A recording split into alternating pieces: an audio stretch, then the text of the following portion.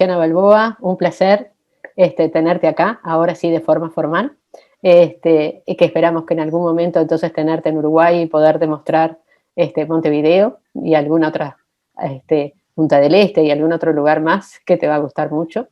Pero en este momento realmente es un honor para nosotros que hayas ganado el premio y bueno, y tenemos dos comentaristas importantísimos, como bien los conoces, el doctor Arcos y el doctor Osinaga.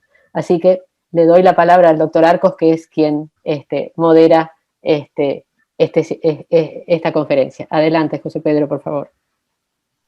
Bueno, yo no tengo más que presentar a la doctora Luciana Balboa, que trabaja en el Instituto de Medicina Experimental de Buenos Aires, y ella y su equipo ganaron el Premio Internacional Fernando Gómez Melo Aguerre del año 2020, con un trabajo de investigación básica sobre tuberculosis, en particular los macrófagos y el derrame pleural, a lo que se va a referir a continuación. Luciana. Bueno, muchas gracias. En primer lugar, muchas gracias por esta oportunidad, que la verdad que, bueno, nos pone muy contentos y valoramos mucho poder participar de este evento con ustedes y presentarles nuestro trabajo. Bueno, entonces, como comentó el doctor Arcos, básicamente yo les voy a presentar los resultados que obtuvimos en el campo en un proyecto que está enmarcado en el campo de lo que es el inmunometabolismo en el control de la infección por Mycobacterium tuberculosis, ¿sí? Antes de empezar, digamos, con los datos duros de nuestros hallazgos, me gustaría hacer una breve reseña sobre, bueno, el grupo de trabajo, dónde trabajamos, y un poquito una reseña también sobre el contexto sanitario actual y su impacto sobre la tuberculosis. Bueno, básicamente, ¿quiénes somos? Digamos, el equipo que trabajó fuertemente para llevar adelante este trabajo está representado por estas 6 personas, aunque verdaderamente hay más colaboradores, investigadores y becarios que también nos han ayudado y mucho, pero fundamentalmente la mayoría de los experimentos estuvieron a cargo del estudiante José Luis Marín Franco, estudiante de doctorado, y con una gran ayuda de Melanie Genoula, que recientemente se doctoró.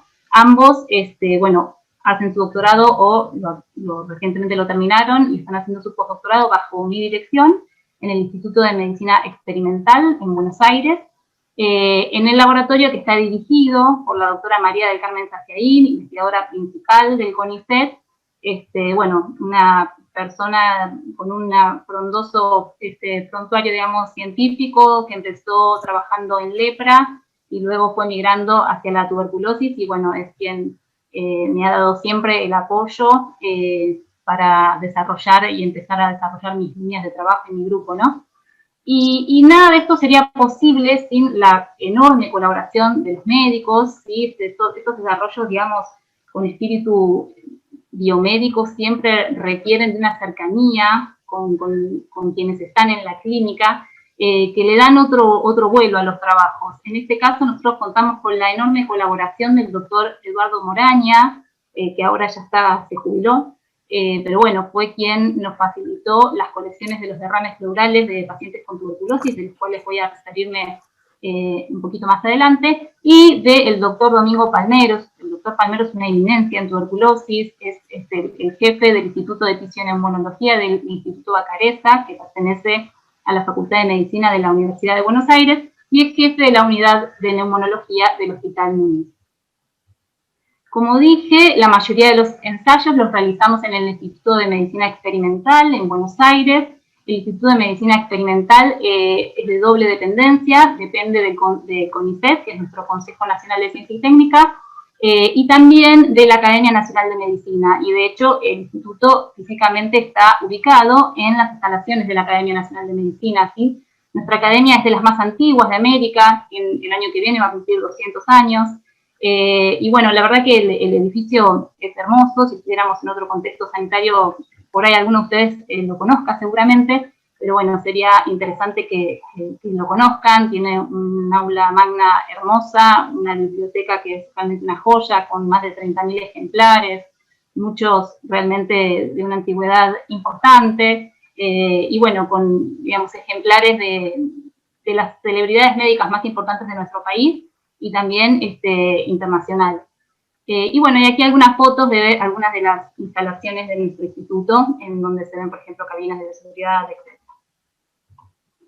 Un aspecto importante que me gustaría destacar también es que pudimos trabajar con cultivos de micobacterias, de Mycobacterium tuberculosis, lo cual requiere de ciertas condiciones de bioseguridad que no teníamos en nuestro instituto, pero que pudimos acceder a este tipo de laboratorios gracias a la doctora Beatriz López, jefa del Servicio de Bacteriología del Instituto Alnis Malbrán en Buenos Aires, en donde tienen una unidad operativa Centro de Contención Biológica, que realmente es una unidad modelo, en donde se puede trabajar en condiciones de nivel de bioseguridad de tipo 3, y que además, en este contexto de la pandemia, ellos han tenido un protagonismo importantísimo, porque bueno, en todo lo que tiene que ver con el cultivo del virus y demás, realmente es un trabajo formidable el que están haciendo, y nos han permitido entonces en estas instalaciones poder desarrollar todos aquellos ensayos que requerían la infección con la micobacteria. Bueno, ahora sí, entrando un poquito en el tema de lo que es la tuberculosis, yo sé que estamos en un ambiente médico y muchos lo tendrán muy presentes, pero nunca viene mal destacar que la tuberculosis sigue siendo aún un problema global de enorme trascendencia, ¿sí? La tuberculosis es una enfermedad altamente contagiosa causada por la bacteria Mycobacterium tuberculosis. Se estima que en el mundo entre 1/3 y 1/4 de las personas están infectadas con Mycobacterium tuberculosis. La mayoría de estas personas están infectadas de manera que nosotros denominamos latente, es decir, son personas que si bien están infectadas, no manifiestan sintomatología, no se enferman, ni tampoco en principio contagian. Sin embargo, todas estas personas que están infectadas representan un reservorio para la infección y eventualmente, en algunas circunstancias, la infección podría reactivar en ellos, volverse sintomáticos y contagiosos. Entre las personas que sí han enfermado por tuberculosis, en el 2019 se han registrado unos 10 millones de personas que contrajeron la enfermedad en todo el mundo y 1.2 millones han muerto debido a la tuberculosis. Yendo a los casos en nuestros países, en ese mismo año, en 2019, en Argentina se registraron cerca de 12.000 casos, con una incidencia de 29 casos cada 100.000 habitantes, y en Uruguay son menos de 1.200 casos, pero bueno, teniendo en cuenta la población del Uruguay, la verdad es que la incidencia es preocupante, una incidencia de 35. Son incidencias altas, tanto la de 29 como la de 25, pero lo más preocupante aún es la tendencia de estos últimos años. Lamentablemente, tanto en Argentina como en Uruguay, la tendencia de los últimos años es hacia la suba en cuanto a la cantidad de casos, ¿sí? Dejo aquí planteado qué pasó en 2020 con la cantidad de casos, porque en esto me voy a referir un poquito más en las próximas diapositivas, porque bueno, en 2020 ustedes saben que nos sobrevino un problemón sanitario. Ahora bien, estos números con los que contamos, que son bastante alarmantes, se dan en un contexto sanitario que uno podría pensar que es relativamente bueno, porque contamos con una vacuna para prevenir la enfermedad, que es la BCG, y contamos con un tratamiento estandarizado para tratar la enfermedad. Pero bueno, ambas estrategias tienen sus problemas asociados. La vacuna, que es la BCG, es una vacuna que está recomendada por la OMS para países en donde la tuberculosis es endémica, porque es muy buena y eficiente para prevenir la tuberculosis en niños, ¿sí? Sobre todo contra las formas diseminadas, como la tuberculosis meningia, pero su eficacia contra la forma pulmonar, que es la forma más prevalente en adultos, es más variable y es menor. Entonces tenemos una vacuna que no nos protege del todo contra la forma pulmonar, que es la más prevalente en adultos. Y el tratamiento, si bien la tuberculosis podría considerarse como una enfermedad curable, para que el tratamiento sea eficiente, tiene que completarse. Y el tratamiento es, en el mejor de los casos, de 6 meses como mínimo, requiriendo de una combinación de 4 drogas, lo cual hace que los pacientes tengan serios problemas para mantenerse en el tratamiento, ¿sí? La adherencia es baja y hay numerosos casos de abandono. De hecho, la tuberculosis sigue siendo una de las primeras causas, una de las primeras 10 causas de muerte en el mundo, y hasta el 2019 la tuberculosis era la primer causa de muerte debido a un único agente infeccioso, hasta que, bueno, luego SARS-CoV-2 pasó a estar primero, ¿no? ¿Qué pasó en 2020? Bueno, en 2020 el advenimiento de la pandemia y bueno, y acá tenemos un problema importante porque realmente no sabemos bien dónde estamos parados respecto a la tuberculosis, porque debido a las restricciones al acceso del sistema de salud, en 2020 cayeron tremendamente las notificaciones de casos, lo cual no quiere decir que no hubiera un caso de tuberculosis, sino que no se han detectado, no se han diagnosticado. Hubieron varios factores que, digamos, esta combinación de factores, digamos que predice un mal presagio para lo que es el futuro sanitario de la tuberculosis. Por un lado, como les decía, las restricciones al acceso al sistema de salud en una enfermedad crónica, no poder sostener una atención permanente a los pacientes es realmente un problema importante. La reasignación de personal y equipamiento hacia lo que fue la urgencia y lo es de COVID. Este es el caso, este pabellón es el pabellón Koch del Hospital Muñiz, donde trabajan los doctores con los que nosotros colaboramos, y de hecho este pabellón, que era el Koch, pasó a ser COVID, por ejemplo, lo pongo de uno de los tantos ejemplos. Y bueno, y también el hecho de los confinamientos han incrementado los contactos entre convivientes, que son la mayor fuente de contagio de tuberculosis. Los contagios de tuberculosis se dan generalmente intrahogar. Todos estos factores combinados, y de acuerdo a las predicciones, a las estimaciones de distintas sociedades científicas, predicen que para el año 2025 vamos a tener un adicional de 6.3 millones de personas que van a desarrollar tuberculosis de manera adicional a lo que ya tendríamos por la tuberculosis, digamos, normalmente, y 1.4 millones de muertes también adicionales. A todo esto se le suma la peligrosa combinación entre tuberculosis y COVID.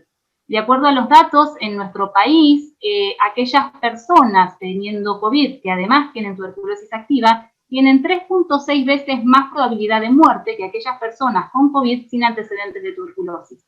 A su vez, este grupo, el que tiene COVID y a su vez tuberculosis activa, suele tener un progreso clínico mucho más severo que el que tiene COVID sin antecedentes de TB. Esto ha impulsado que en nuestro país, por ejemplo, las personas con tuberculosis sean consideradas como un grupo prioritario en el esquema de vacunación. Sabemos que estamos hablando de un proceso de vacunación en donde las vacunas no alcanzan y donde hubo que definir grupos de acuerdo a, digamos, a prioridades y a necesidades. Bueno, aquí nuevamente les muestro un poquito la comparación entre COVID-19, tuberculosis. COVID-19 para nosotros es como un bebé que no tiene ni 2 años, mientras que tuberculosis, el bacilo se identificó en 1882, vendría a ser como un Matusalén.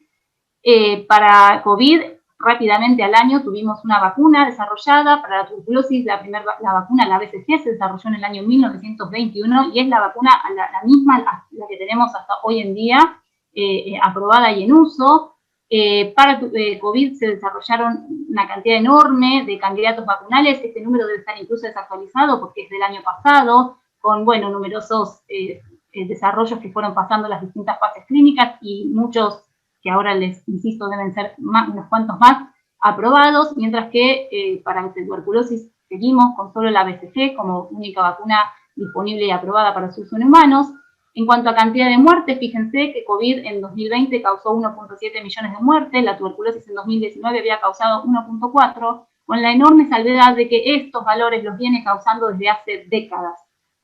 Con todo esto lo que quiero poner, digamos, subrayar, que realmente cuando hay voluntad política e inversión se pueden dar pasos importantes y hacer cambios realmente importantes en el desarrollo y el impacto de ciertas enfermedades. Fíjense la gran diferencia en la inversión en el desarrollo de vacunas entre COVID y tuberculosis.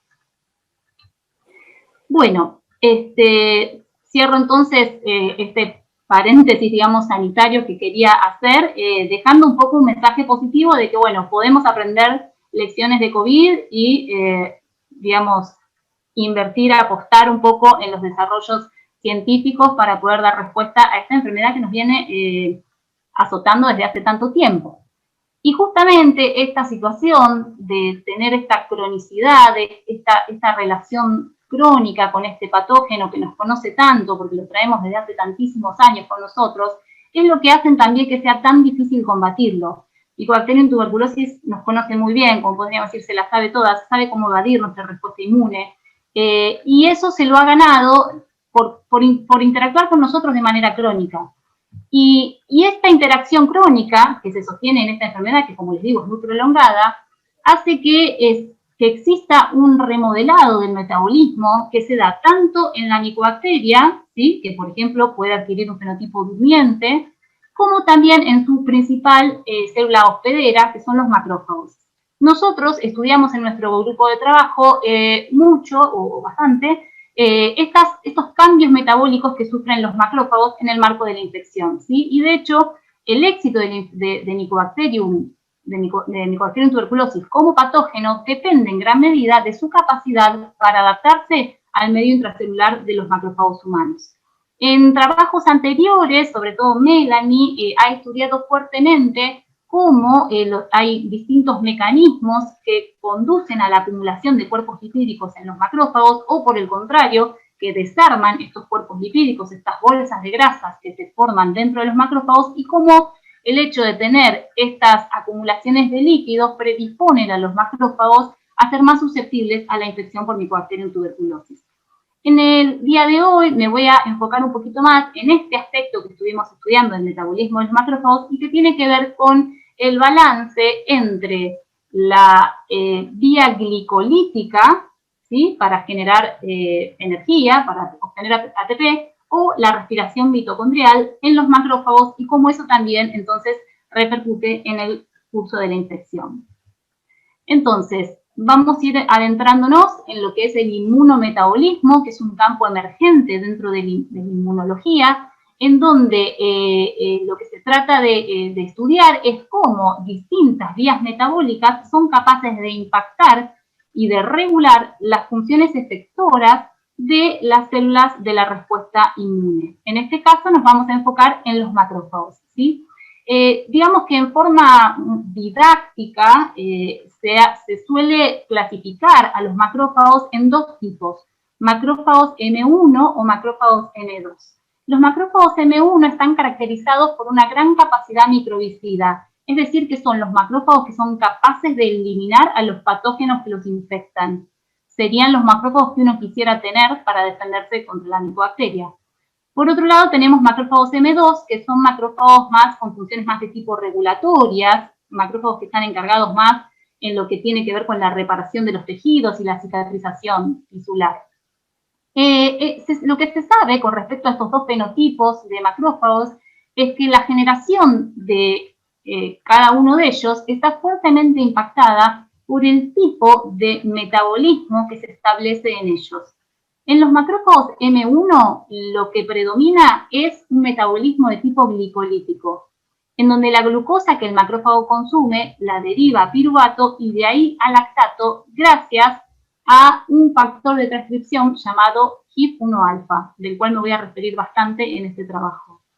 Este predominio de la vía glicolítica, a su vez, se acompaña con interrupciones en las mitocondrias, a nivel de lo que sería el ciclo de Krebs, que luego impactan en una menor oxidación fosforilativa, que lo que terminan haciendo es disminuir la respiración mitocondrial. Entonces, los macrófagos M1, para tener sus funciones efectoras y controlar el crecimiento intracelular de, por ejemplo, bacterias, se apoyan en un metabolismo fuertemente glicolítico con una baja respiración mitocondrial. Y esto está asociado al control bacteriano, ¿sí? De hecho, se ha visto que si se utilizan drogas que inhiben la glicólisis, este proceso aumenta la carga bacilar dentro de los macrófagos, es decir, son menos eficientes en controlar a los bacilos.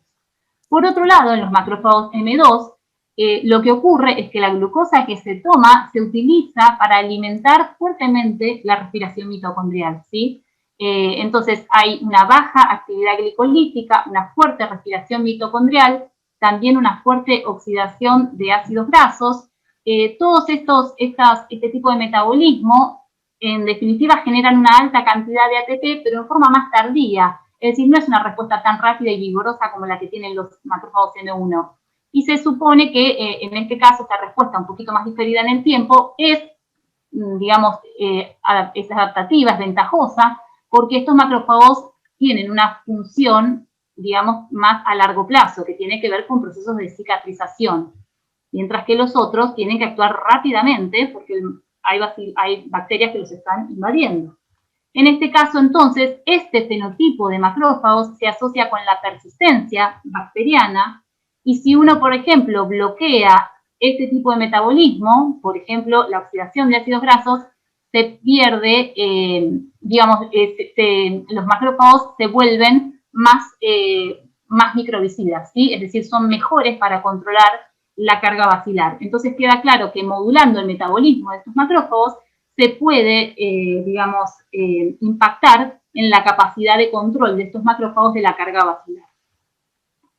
En cuanto a lo que se conocía en inmunometabolismo en macrófagos, lo que se sabía por literatura hasta el momento es que aquellos macrófagos activados en presencia de interferón gamma, digamos, factores que promueven macrófagos de tipo M1, pintados en color rojo en estos diagramas, en ellos se activa HIF1 alfa, se promueve la vía glicolítica y esto termina ayudando a el control del crecimiento micobacteriano.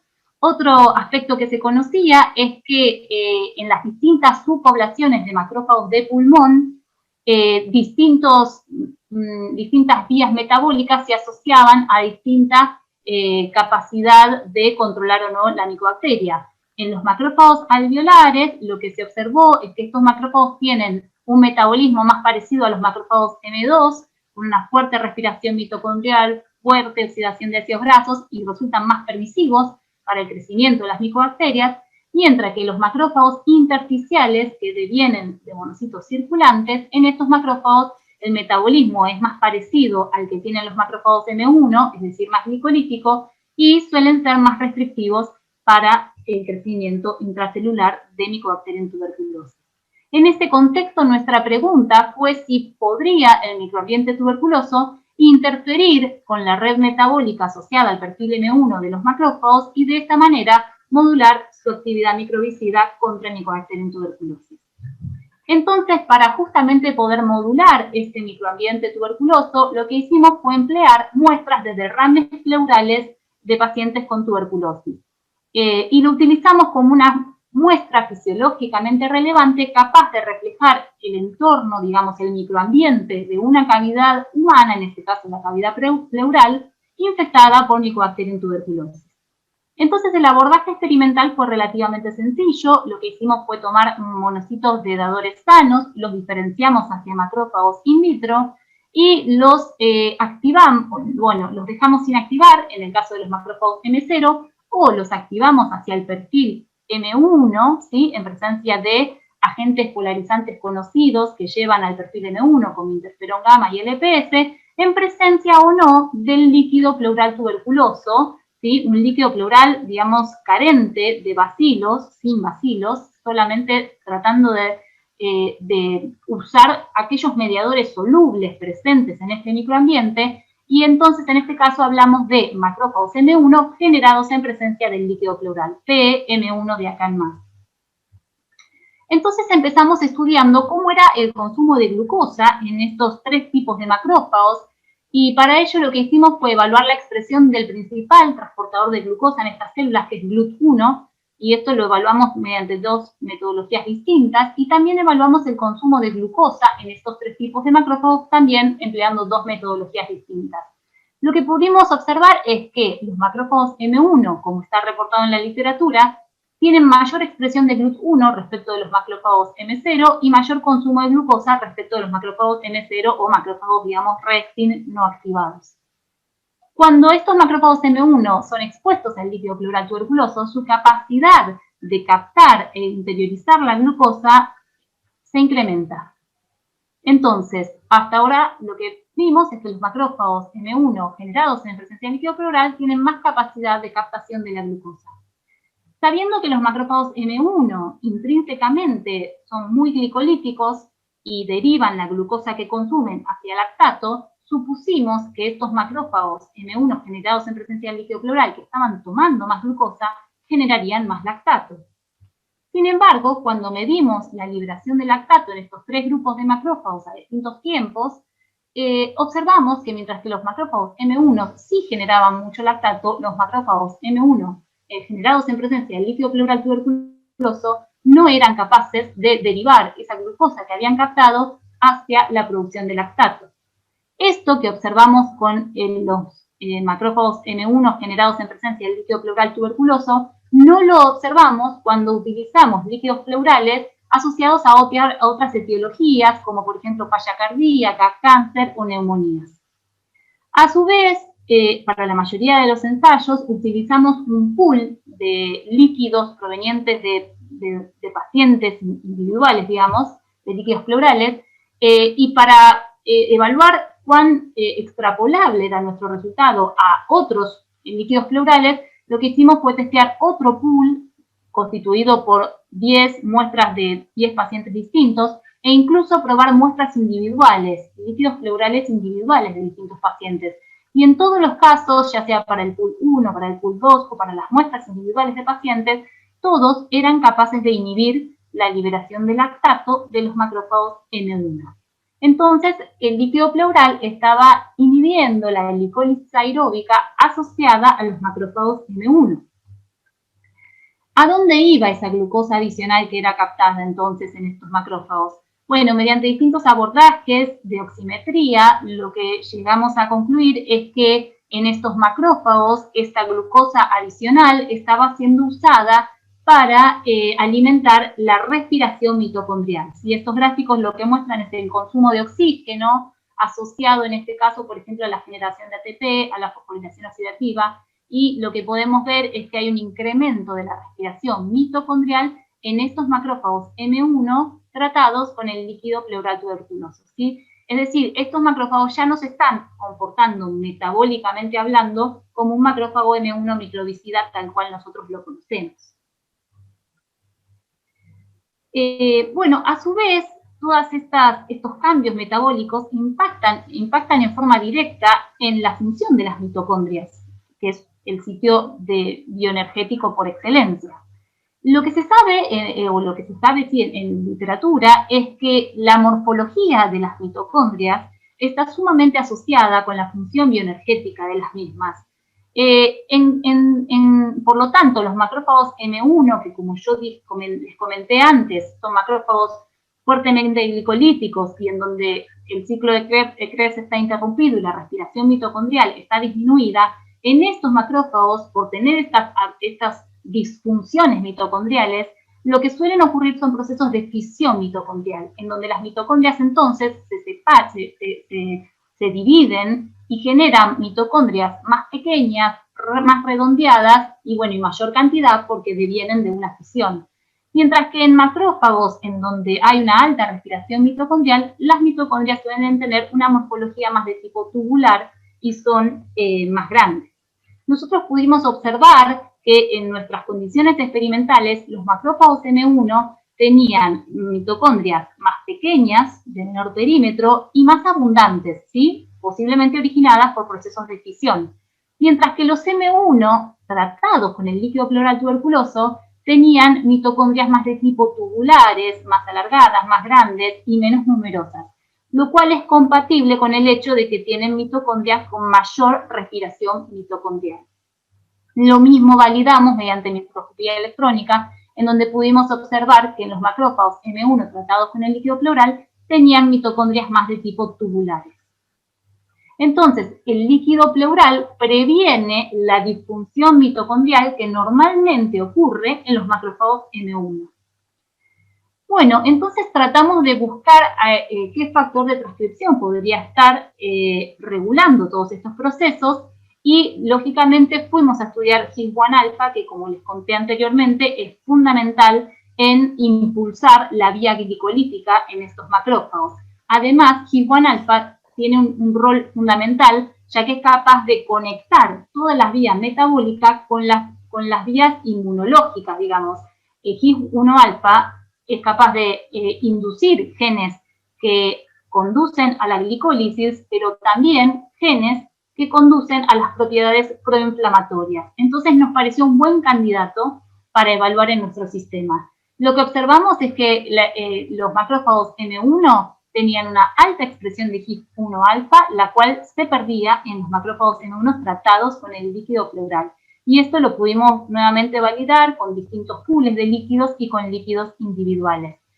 Ahora bien, todos estos cambios afectaban las funciones proinflamatorias de estos macrófagos y lo que observamos es que sí.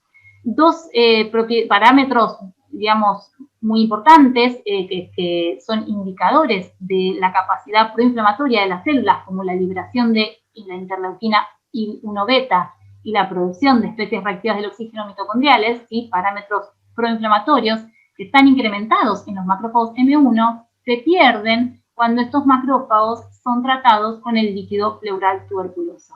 Es decir, que el líquido pleural está inhibiendo HIF-1 y también las funciones proinflamatorias de los macrófagos. Hasta ahora, todos los macrófagos M1 que hemos evaluado los inducimos de manera artificial utilizando, como yo comenté, interferón gamma y LPS. En este caso, lo que quisimos fue utilizar un sistema que sea un poquito más fisiológico, exponiendo, activando a los macrófagos, ya sea con la micobacteria gamma irradiada o con la micobacteria viable. Lo que observamos es que los macrófagos activados con las micobacterias eran capaces de inducir glicólisis, de sufrir una glicólisis, porque tenían aumentada el lactato, aumentada la expresión de HIF-1 tanto en respuesta a la bacteria gamma irradiada como en respuesta a la bacteria viable.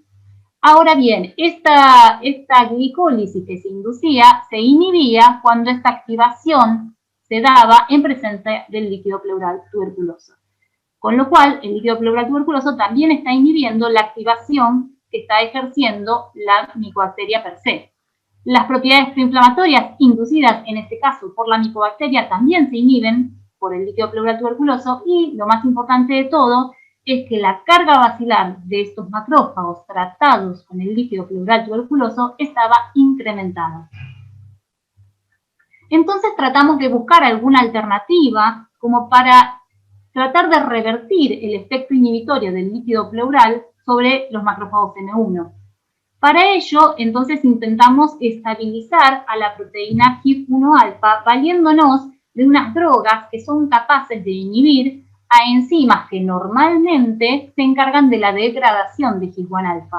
Al inhibir a estas enzimas mediante el uso de estas drogas, lográbamos estabilizar a la proteína.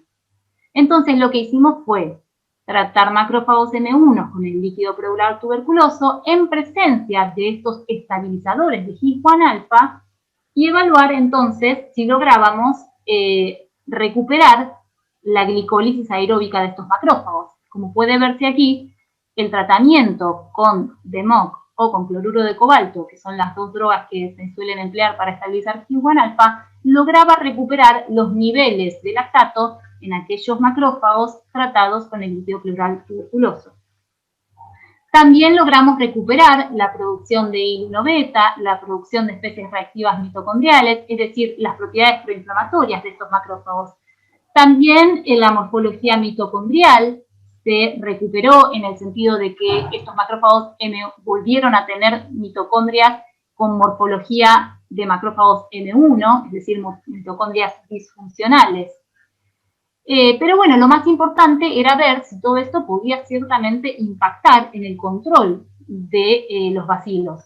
Y como pueden ver aquí, mientras que los macrófagos tratados con el líquido pleural tuberculoso tienen una alta carga bacilar, cuando se los expone a la droga que estabiliza HIF-1 la carga bacilar desciende. Es decir, que la estabilización de HIF-1 es capaz de revertir el efecto inhibitorio del líquido pleural sobre el crecimiento de Mycobacterium tuberculosis en los macrófagos.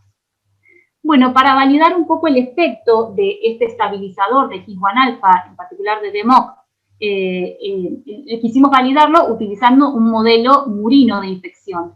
Para eso entonces lo que hicimos fue infectar ratones con Mycobacterium en tuberculosis, ratones que fueron tratados o no con el estabilizador de HIF-1-alfa. Y a 14 días post-infección recolectamos los pulmones, evaluamos la carga bacilar en los pulmones y a través de una estrategia por citometría de flujo, evaluamos en las distintas poblaciones de macrófagos pulmonares, ya sea macrófagos alveolares o intersticiales, evaluamos características metabólicas. Lo que obtuvimos es que aquellos ratones que habían sido tratados con el estabilizador de HIF-1-alfa tuvieron en sus pulmones menores cargas bacilares que los que no habían sido tratados. Y algo muy interesante es que pudimos observar que en los macrófagos alveolares de estos ratones, yo les había comentado en la introducción que estos macrófagos alveolares están descritos como macrófagos con un metabolismo más de tipo M2, es decir, con una fuerte respiración mitocondrial y que solían ser muy susceptibles al crecimiento de las micobacterias. En el caso de aquellos ratones que habían recibido DMOC, el fenotipo de estos macrófagos alveolares pasa a ser un fenotipo metabólico de tipo M2-like a M1-like. Es decir, lo pudimos evidenciar porque vimos una pérdida del potencial de membrana interno mitocondrial, lo cual suele ocurrir en macrófagos M1, y un aumento en la producción de especies reactivas del oxígeno mitocondriales, lo cual también es una característica de los macrófagos M1. Entonces, la estabilización de HIF-1-alfa fue capaz de mejorar el control bacteriano y se asoció a la adquisición de un fenotipo metabólico más de tipo M1, compatible con una función microbicida, en los macrófagos alveolares de estos ratones. Bueno, la próxima pregunta que tuvimos fue ¿cuál sería entonces la naturaleza química de los componentes presentes en este microambiente tuberculoso, particularmente en el líquido pleural tuberculoso, que estaría causando todas estas alteraciones metabólicas en los macrófagos y que en definitiva terminan repercutiendo en su función efectora? Para esto entonces hicimos distintas estrategias que las voy a describir muy brevemente. Lo primero que pensamos es que podría ser alguna proteína la que estaría mediando todos estos fenómenos. Entonces hicimos una estrategia de digerir el líquido pleural de proteínas, pero cuando testeamos este líquido pleural digerido en proteínas, su capacidad de inhibir la liberación de lactato quedaba intacta. Es decir, que no sería de naturaleza proteica el componente que estaría ejerciendo este efecto metabólico. Intentamos entonces otro abordaje, hicimos entonces una separación de compuestos orgánicos y lo que obtuvimos fueron dos fracciones químicas a partir del líquido pleural tuberculoso, una enriquecida en metabolitos polares y otra enriquecida en lípidos. Y lo que pudimos observar es que cuando testeamos la fracción enriquecida en lípidos a concentraciones similares a las que estarían en el líquido pleural intacto, se podía imitar el efecto que generaba el líquido pleural intacto. Es decir, que muy probablemente serían lípidos presentes en el líquido pleural tuberculoso los responsables de mediar estos efectos metabólicos en los macrófagos M1. Entonces, tomamos esta fracción enriquecida en lípidos del líquido pleural tuberculoso y validamos en otros parámetros que observábamos el mismo efecto que ejercía el líquido pleural intacto. Esta fracción enriquecida en lípidos era capaz de disminuir la expresión de HIF-1-alfa, de disminuir la producción de errores mitocondriales y de incrementar la carga bacilar en los macrófagos. A través de un análisis por espectrometría de masa, estudiamos si estos lípidos podrían ser de origen micobacteriano, tratando de identificar en el líquido pleural lípidos, iones lipídicos que se correspondan a las principales familias de lípidos de las micobacterias. Sin embargo, no encontramos en el líquido pleural tuberculoso presencia detectable de lípidos micobacterianos. De hecho, cuando testeamos una fracción de directamente lípidos derivados de las micobacterias, tampoco fuimos capaces de inhibir la producción de lactato por macrófagos M1.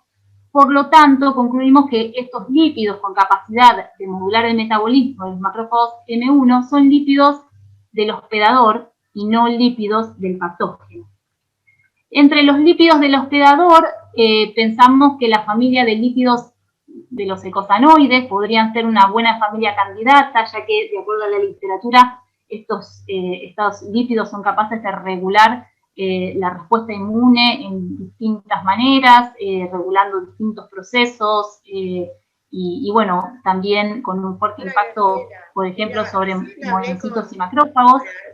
Y por lo tanto, lo que hicimos fue, a partir de la fracción enriquecida en lípidos del líquido pleural tuberculoso, enriquecimos en eicosanoides mediante una extracción en fase sólida, y testeamos la capacidad de esta fracción enriquecida en eicosanoides de afectar el metabolismo glicolítico de los macrófagos M1, y como ustedes pueden observar, obtuvimos una muy buena respuesta por parte de estos lípidos en cuanto a inhibir la glicólisis de los macrófagos M1, inhibir la liberación de IL-1 beta, inhibir la expresión de HIF-1 alfa y de incrementar la carga basilar en estos macrófagos. Entonces, la fracción enriquecida en eicosanoides sería al menos responsable de alterar el metabolismo M1 de los macrófagos y de desmejorar su capacidad microbicida. Lo último que les voy a mostrar es de los últimos estudios que estuvimos haciendo, que tuvieron que ver con una descripción, digamos, de aquellos eicosanoides presentes en efusiones pleurales, ya sea de pacientes con tuberculosis o de fallas cardíacas, y encontramos una gran diversidad de eicosanoides que están presentes de forma diferencial en uno u en otro compuesto, fluido biológico, digamos, y estamos en camino, digamos, de estudiar cuál o cuáles de ellos podrían ser implicados o responsables de mediar estos efectos. Así que bueno, estos estudios siguen en curso. Hasta ahora hemos llegado solamente a poder determinar la naturaleza o la familia a la cual pertenecerían estos lípidos. Entonces, como conclusión general, lo que hemos demostrado es que ciertos lípidos, en particular eicosanoides, presentes en el líquido pleural tuberculoso, son capaces de alterar el metabolismo intrínseco de los macrófagos M1, inhibiendo la actividad de HIF-1 alfa y repercutiendo en su capacidad microbicida.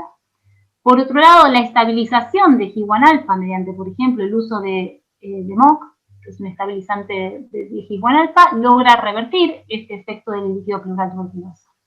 Y bueno, este mecanismo entonces podría constituir una estrategia micobacteriana dirigida contra el metabolismo glicolítico del macrófago que favorece su persistencia en el hospedador.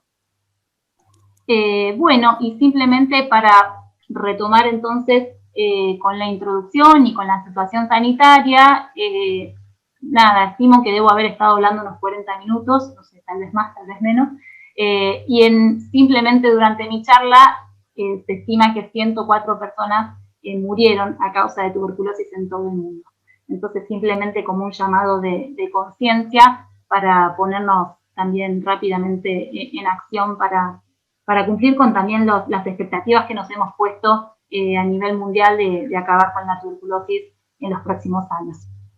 Bueno, simplemente termino entonces agradeciendo nuevamente a todos los actores, bueno, los principales involucrados, pero también, como les dije, contamos con una fuerte colaboración de colegas franceses en México para algunas determinaciones y también de colaboradores argentinos del INVIS y bueno, de IBB. Así que, bueno, simplemente gracias a todos por el tiempo y la paciencia por escucharme y quedo abierta a las preguntas.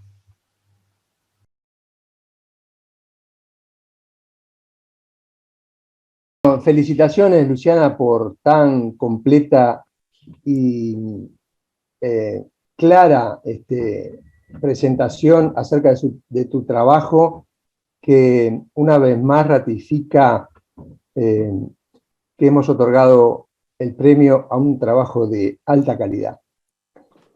Como es de costumbre, somos dos comentadores que vamos a a comentar tu conferencia. Y yo quiero referirme a dos aspectos pensando en el auditorio que no está directamente relacionado al tema, y para destacar dos aspectos muy importantes. Uno es el que tú has abordado del HIF-1 y otro es el aspecto de la inversión en la investigación en tuberculosis. Te has referido al HI1-alfa, un regulador maestro de genes frente al estrés hipóxico celular, que es de candente actualidad, porque en el 2019 Greg Semenza recibió el Nobel por su descubrimiento del HIF mientras estudiaba los genes responsables de la eritropoyetina. Esto no empezó con él, sino que tiene una larga historia demostrativa de lo que es la investigación colaborativa a lo largo del tiempo. Quizá el primero que demostró que había células que sensaban y respondían a la hipoxia fue Cornel Heymans, un fisiólogo belga, que hizo elegantísimos experimentos de función fisiológica en el perro, demostrando que los cuerpos aórticos y carotídeos no solo tenían células capaces de sensar la presión arterial, sino que también eran capaces de sensar la cantidad de oxígeno de la sangre y regulaban a través de ese sensado la ventilación y la actividad cardíaca. Por eso recibió el premio Nobel en 1938. Por esos años, y quizá un poco antes, es una investigadora mujer, Clotilde Delafrance, que fue una de las primeras en recibir un doctorado en medicina en Francia, que describió, buscando también quienes respondían globalmente a la hipoxia, un estimulador del proceso de glóbulos rojos que en ese momento denominaron hemoietina, junto con Carnot, que fue su director de tesis.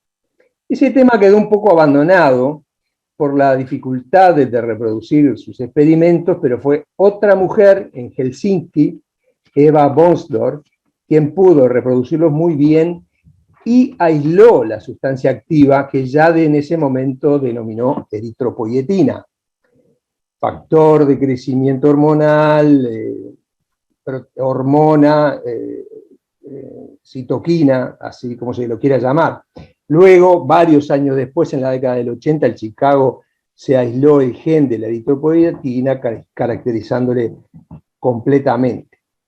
Y Greg Semenza, el hombre que ha recibido hace 2 años el premio Nobel por descubrir el HIF, continuó en el tema estudiando los genes de la eritropoyetina y cómo esta está regulada por la variación del oxígeno. Ahí, estudiando la modificación genética que hacía en un ratón, encontró que fragmentos específicos del ADN parecían mediar la respuesta a la hipoxia.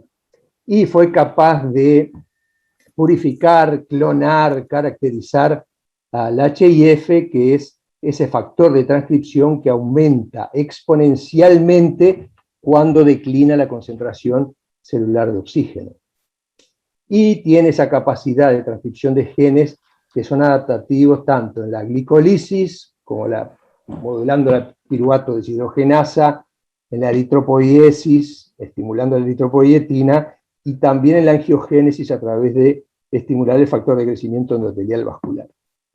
Esto nos ha dejado con este factor que ha despertado muchísimo interés en enfermedades oncológicas, cardiovasculares, y para nosotros los neumólogos ha sido de gran interés porque resulta que se comporta diferentemente en la hipoxia sostenida de los enfermos respiratorios crónicos o de los habitantes de la altitud.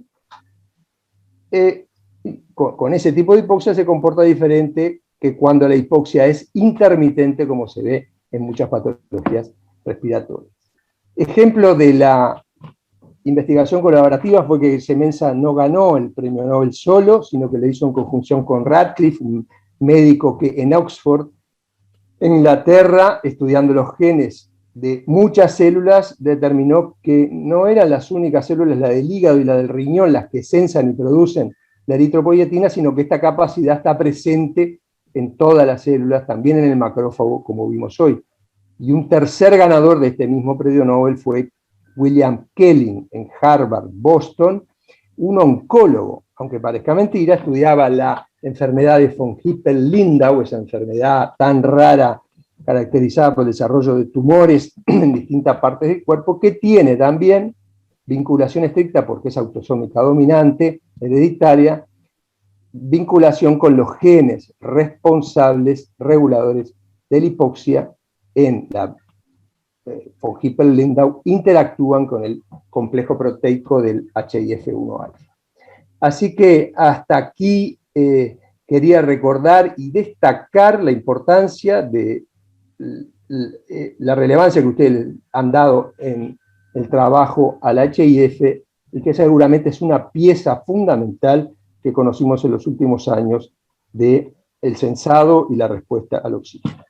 El otro tema brevemente al que me quiero referir y que tú destacaste al comienzo de tu conferencia es el tema de la inversión en investigación en tuberculosis, que ha cambiado en los últimos años, que aún es insuficiente, como tú lo destacaste, comparada con otras enfermedades, pero veníamos de años de poquísima inversión. Los especialistas en bibliometría mostraron que hubo un cambio significativo en la producción científica relacionada con tuberculosis en los últimos años. Hasta el año 2007 se mantenía un tristísimo número de 1.000 a 2.000 estudios por año dedicados a la tuberculosis, de todo tipo.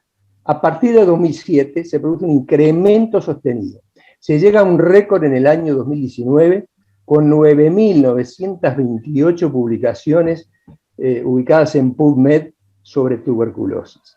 Un porcentaje nada despreciable corresponde a las ciencias básicas, otro tanto quizá mayor a las ciencias clínicas. Y no pocos estudios de estos están en la base de datos de Cielo, indica que países de América Latina han contribuido a este aumento del conocimiento.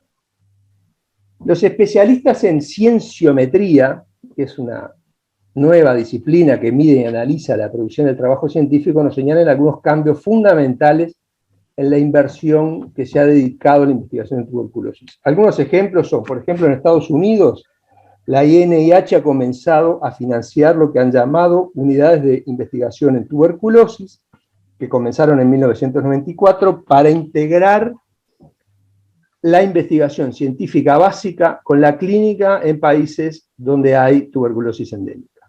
Este programa ha recibido dinero y en 2015 se expandió para estudiar la diferencia entre la tuberculosis latente y la tuberculosis activa, latente y la persistencia, de su relación con la tuberculosis activa. En Europa, la ERS, la Asociación Neumológica más grande del mundo, creó un consorcio con la TB, o Tuberculosis Network, para la cooperación, y ha hecho magníficas y significativas contribuciones en el manejo de la tuberculosis, vinculadas con el interferón, con los ensayos, con el testeo molecular para la resistencia de drogas, y para evaluar los cursos de quimioterapia corta para la tuberculosis resistente. En el ámbito privado de la inversión, la Iniciativa Internacional de Vacunas contra el HIV-Sida, en consorcio con la industria farmacéutica, ha llegado a exitosos resultados de fase 2B de la vacuna M72, después de 3 años de vacunación, que es hecha con una fusión de proteínas recombinantes inmunogénicas derivadas del micobacterio. Así que estos son 3 ejemplos de que la inversión en tuberculosis se está cambiando y es necesario sentar las bases de por qué debe continuar así. La Organización Mundial de la Salud, en el día de este año de la tuberculosis, ha remarcado que de alguna manera ha cambiado su estrategia de Stop Tuberculosis por una nueva estrategia global, pensando en el año 2035 como el fin de la epidemia de tuberculosis. Es muy ambicioso, ya se han puesto muchas metas, pero de cualquier manera hay que poner metas ambiciosas para lograr alguna. Para 2035, la Organización Mundial de la Salud propone 95% de reducción de las muertes por tuberculosis si se comparan con las de 2015, y 90% de reducción de la incidencia de tuberculosis, o sea, menos de 10 casos por 100.000 habitantes, en un mundo que todavía no lo tenemos, pero en el cual quizá haya menos familias afectadas por esa ruina familiar, social y financiera que es la tuberculosis. Estos eran los dos temas que yo quería tratar para comentar tu conferencia, y le paso ahora el micrófono a Eduardo Sinaga, que va a seguir con los comentarios.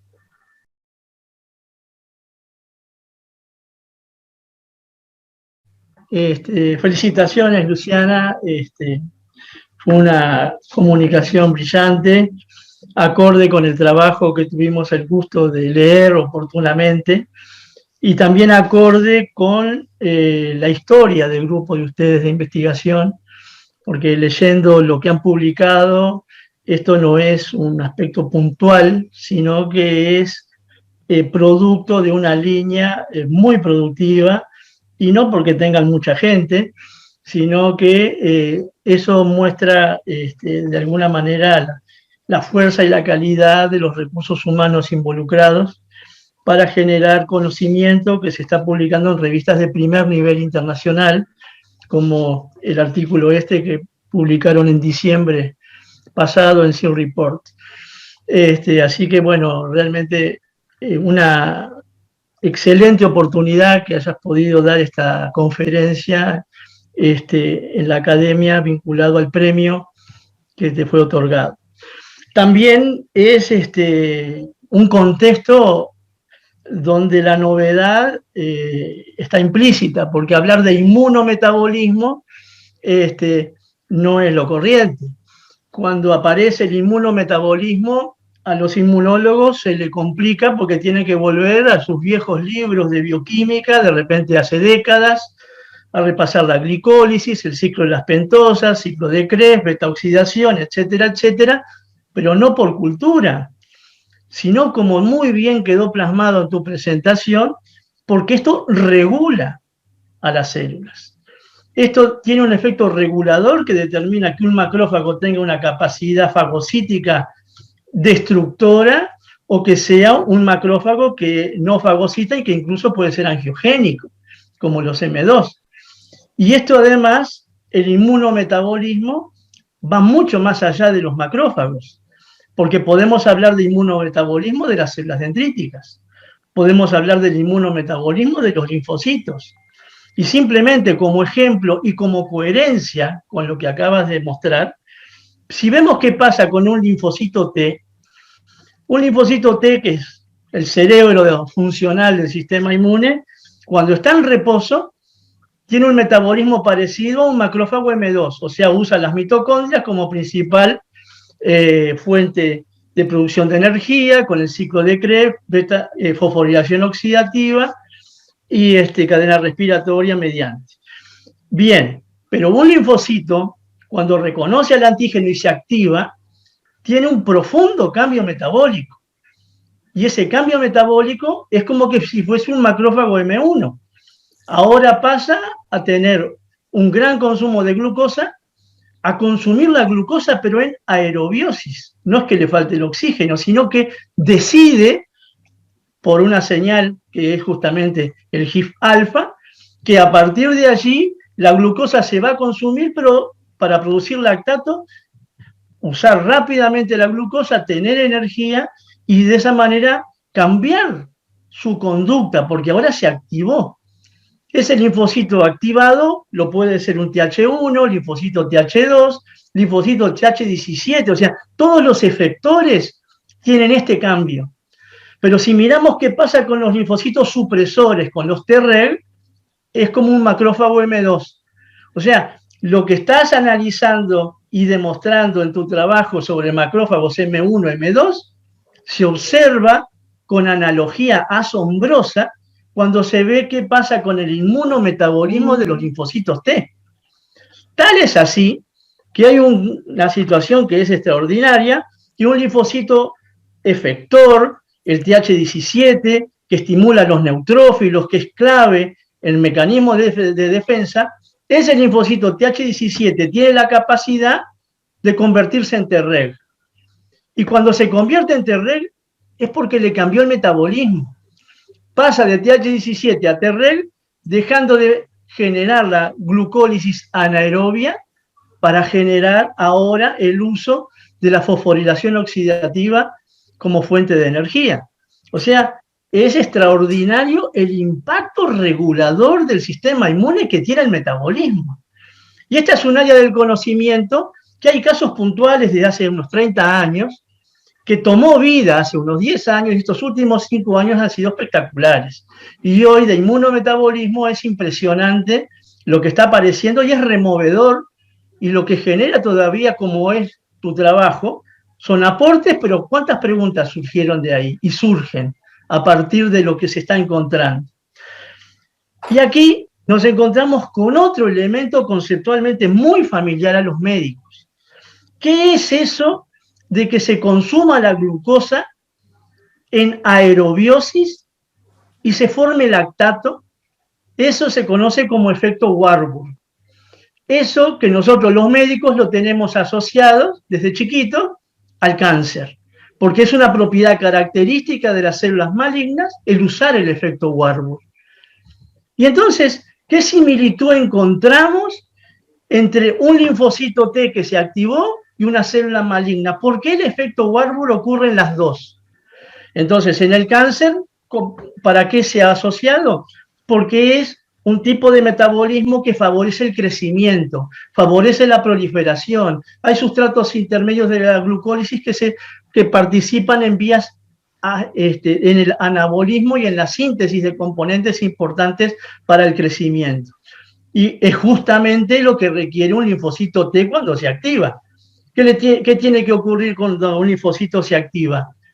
Proliferar, producir citoquinas, producir cambios importantes y rápidos para adaptarse a luchar contra un patógeno o contra un agente extraño, cambiando su comportamiento, y por ende es consecuencia del cambio metabólico. O sea, vamos a las raíces con este tipo de conceptos de inmunometabolismo. Y otra analogía, ¿quién es el máster en ambos casos? El HIF-alfa. Es bien conocido esto en cáncer desde hace muchísimos años, y ahora se sabe también de ese protagonismo que ocurre en las células del sistema inmune, tanto innato como adaptativo. Entonces, es un fenómeno biológico que tiene un gran impacto en el sistema inmune, que es nuevo, pero que se apoya ya en un clásico del conocimiento previo, como es el efecto que ocurre en cáncer. Ahora, yendo directamente a la esencia de tu trabajo, justamente el tema es el macrófago. Macrófago, nada menor. Primera barrera con la que se encuentra el Mycobacterium tuberculosis. Pero además lo que representa, no solamente es la célula responsable de erradicarlo, sino que además es el reservorio. O sea que tiene esos componentes que decimos que es bueno tener un macrófago que es el reservorio, o que esté matando, erradicando al Mycobacterium tuberculosis. Bueno, y ahí entra toda la gama de parámetros que es importante evaluar, porque no es simplemente erradicar la tuberculosis, activar al máximo el sistema inmune. Si uno ve un granuloma, el granuloma es el producto de la interacción del hospedero con el Mycobacterium. Y en el granuloma, si miramos el metabolismo, el inmunometabolismo en el centro del granuloma, claramente predomina la activación, porque tenemos justamente los macrófagos más bien M1, luchando, tratando de erradicar al patógeno. Pero en la periferia del granuloma tenemos elementos más bien de tolerancia, para tratar de evitar de que todo ese proceso inflamatorio no se extienda más allá, porque si no podemos tener un daño muy grande. Y entonces acá tenemos que no es solamente apretar el acelerador para tratar de matar al Mycobacterium tuberculosis, sino lo que tenemos que hacer en un contexto que no sea dañino para el organismo. Porque si no, si ese daño ocurre sin un proceso que lo autorregule, está el riesgo de que se genere una caverna y una diseminación masiva de las bacterias y, obviamente, un daño enorme para el organismo. Entonces, aquí vienen después las disyuntivas, y es un poco algunas de las preguntas, que tengo muchísimas, pero no voy a usar todo el tiempo, pero dentro de las preguntas que uno se plantea es, desde el punto de vista operativo, tú trabajaste con líquidos pleurales que lo manejaste como un pool inicial y luego estuvo bien porque trabajaste con muestras individuales, de manera que no diluiste nada porque luego lo encontraste de manera bien representada en cada una de las muestras. Pero cuando trabajas en el modelo animal, utilizás una cepa que es la HN878, que es una cepa muy virulenta. ¿Tú comparaste con otras cepas de Mycobacterium tuberculosis y los cambios metabólicos eran análogos y guarda relación con la virulencia? Te lo voy preguntando. Sí. No, nosotros, sí, ¿poder contestando? Sí, sí. Sí, nosotros hicimos comparaciones con cepas con distintos grados de virulencia, incluimos una Beijing, una, digamos, latinoamericana, pero esos ensayos los hicimos in vitro. O sea, en cultivos de macrófagos, y lo que pudimos ver es que todas las cepas eran capaces de inducir el perfil glicolítico en los macrófagos.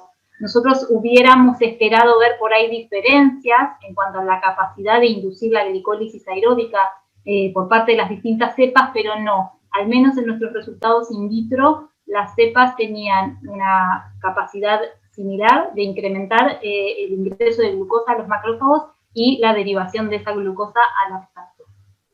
Bien. Y algo que suele estar asociado también a los cambios metabólicos de las células inmunes, y particularmente si uno piensa a nivel pulmonar, ¿qué efectos puede tener el tabaquismo sobre la función macrofágica y el metabolismo del macrófago? ¿Tienes información de eso?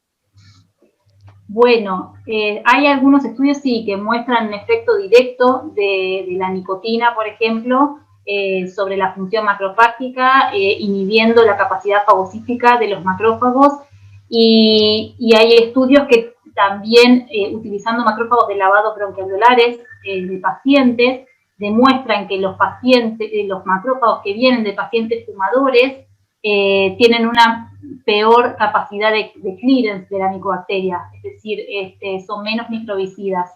Y hasta donde sea, habían estudios tratando de caracterizar también el metabolismo en estas mismas muestras, o sea, ya sea de lavados bronquialveolares de pacientes fumadores o no fumadores, como para evaluar si había un impacto metabólico en los macrófagos.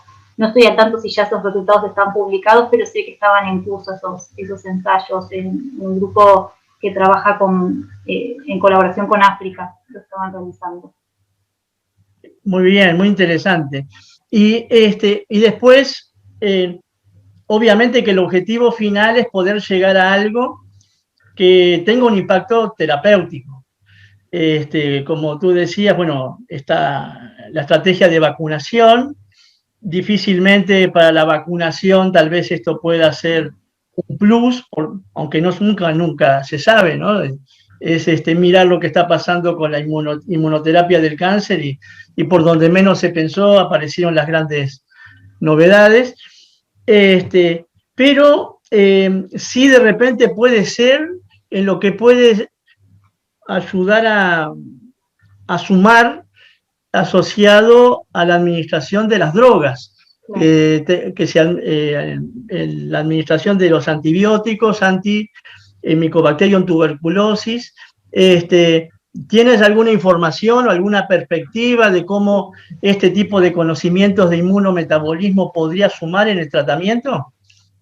Sí, bueno, también la mayoría de los abordajes se están haciendo justamente con esa visión de, digamos, de host-directed therapies, o sea, terapias complementarias a la terapia antituberculosa, apuntando a mejorar la respuesta inmune usando targets del hospedador, digamos, del ser humano, justamente para no promover resistencias en las micobacterias. y se están pensando en varios targets, digamos, metabólicos. En el caso nuestro, de nuestro trabajo, creo que queda también bien explicitado por los comentarios tanto del doctor Arcos como suyos, que el problema con el que nos afrontamos tiene que ver con la especificidad, porque HIF-1-alfa como molécula target es una molécula que se expresa en una variedad de tejidos y con una relevancia sumamente importante y determinante para muchos tejidos, por ejemplo, para la eritropoyesis y diversas otras cuestiones. Entonces, estos resultados hasta el momento son, digamos, descifrar mecanismos, pero a la hora de pensarlo en una terapia hay que buscar alternativas que le puedan dar algún tipo de especificidad a nivel tisular, digamos, buscar una estrategia o como prodroga que se active solamente en ese lugar porque hay algo que no hay en otros lugares, o alguna estrategia de ese tipo. Y otro punto muy importante es que tendríamos que tener también muy en claro el momento en el cual es adecuado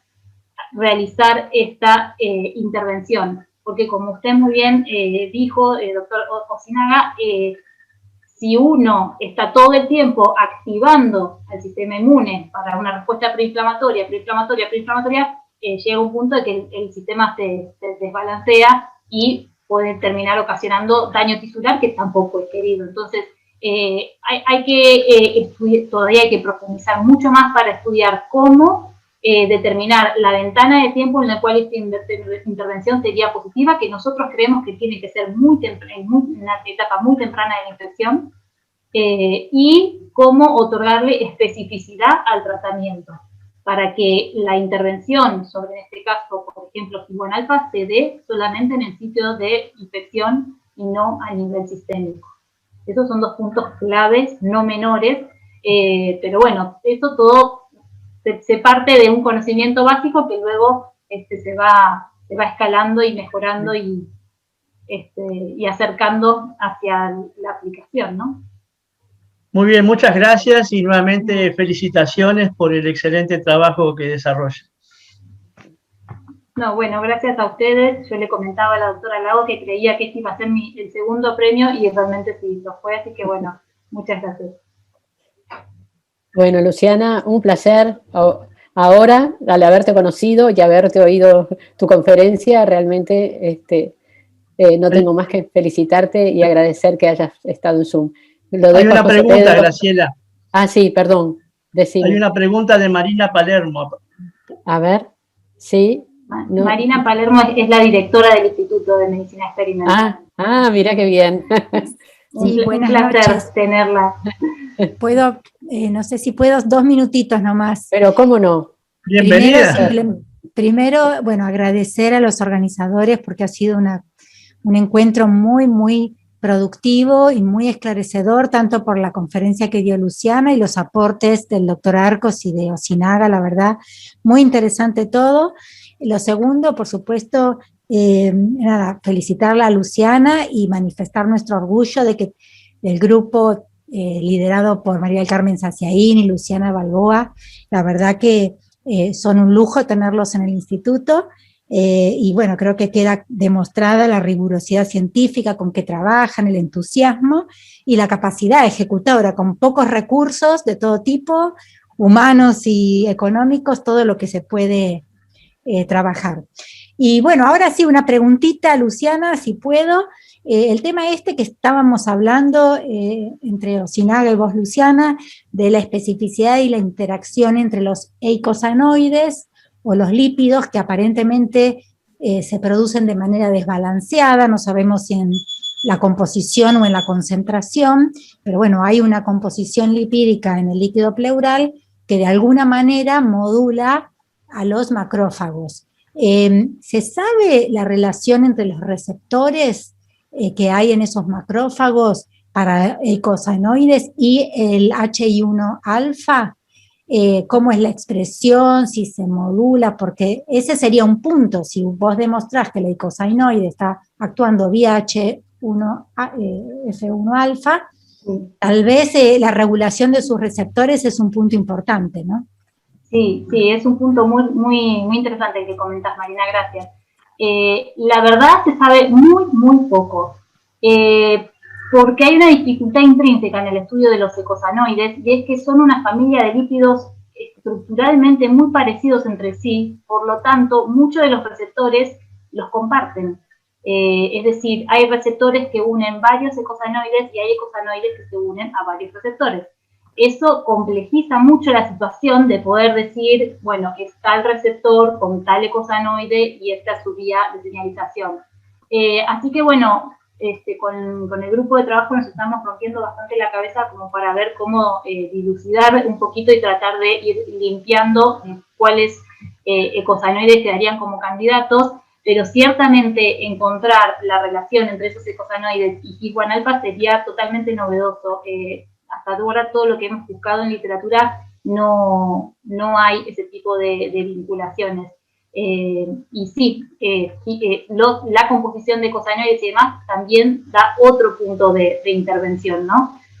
Sobre el sistema, que también es muy interesante. Ahí entran en juego muchas cosas, entra en juego, bueno, la dieta. Hay varios estudios que han alimentado, digamos, a los ratones con distintos tipos de precursores de ácidos grasos poliinsaturados y que han tenido distintos tipos de resultados en el marco de la respuesta frente a Mycobacterium en tuberculosis.